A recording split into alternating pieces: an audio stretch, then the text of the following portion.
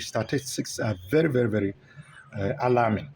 In my own region, the Upper East region, for example, in only 2020, over 5,000 girls got pregnant. We don't know the figures for 2021 and 2022. And as Africa Education Watch indicated, annually, as a nation, we record not less than 110,000 teenage pregnancies. That is very alarming. It is alarming because it creates conditions that retard the progress of society. I mean, we all know the great saying by Agri that when you educate a woman, you educate the community. And I think that as a nation, we need to wake up to this canker.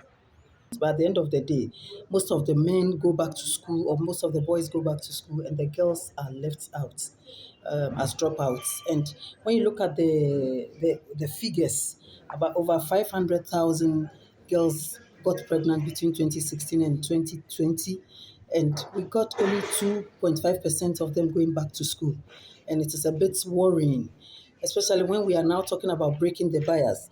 If we are breaking the bias, how do we help our girls to go back to school? We need more advocacy. We need more education to be carried out, especially with the parents of these girls and then also the girls. Through the Ministry of Education, Ministry of Gender, and support from UNICEF, we've been able to educate the public to reduce the stigmatization to a very large extent of girls who get pregnant on their way to achieve their academic progress. And we're encouraging them that once they give birth, and even when they are pregnant and they're not too weak, they should be in school. And when they give birth, we expect a mother, a grandmother, or a well-wisher to take care of this baby for this girl to go back to school. Many people wish to take care of these babies, but some of them, the poverty levels are so high that I'm appealing to the group in here, Ministry of Education, Ministry of Finance, Ghana Education Service, CSOs, STAGAN, and others, to help all of us deliberate on how well we could get a system to identify those who are very needy, and also to get some package to ensure that whoever the well-wisher or the grandmother is and wish to take care of this little baby should be able to get some support for the little girl to have peace of mind to continue her education. These are girls that are already poor. They get pregnant and then they have the additional burden of taking care of a child. Yeah, so this serves as an obstacle. Even though the GES has rolled out the re-entry policy for girls, because there's no financial support attached to it, and they are from poor households, they can't take care of themselves already. Now they have children, so they rather opt to engage in economic activities instead of going to school. So it prevents these girls from going to school.